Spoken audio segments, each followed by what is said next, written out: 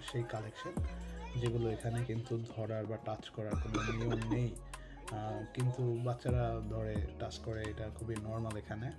এবার দেখতে পাচ্ছেন প্রচুর প্রচুর মানুষ এখানে। আমি যেমনটা ভিডিওর একদম শুরুতে বলেছিলাম যে প্রচুর দর্শনার্থী এখানে আসে। দেখেন এই সেই আগেকার ক্যামেরা, ল্যাপটপ, কম্পিউটার, কিবোর্ড এবং মেশিন, কাপড় সেলাই করার, এগুলো কিন্তু এখানে সেই পুরাতন স্মৃতি বহন করছে, যেগুলো কিনা ব্রিটিশরা এখানে নিয়ে এসেছিলেন আজকে থেকে 200-250 বছর আগে।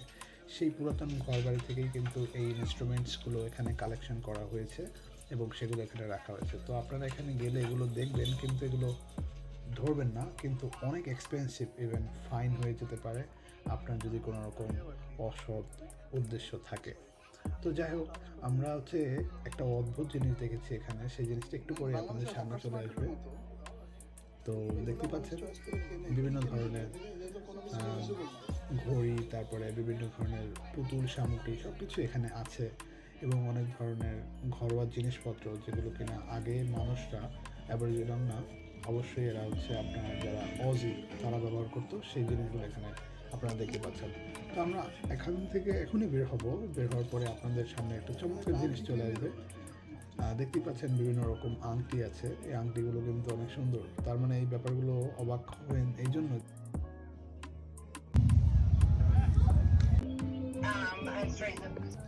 আগেকার electricity boxes,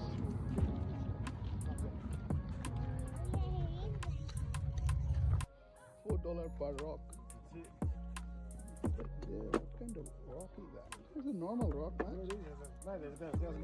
Yeah, I can put one of them here. এটাই আসলে মজার ছিল এখানে, যে পাথরের দাম হচ্ছে $4, যে পাথরগুলো রাস্তায় পাওয়া যায়। বাই দি ওয়ে, এই পাথরগুলো সেই আগেকার পাথরের জন্য দাম অনেক বেশি ছিল।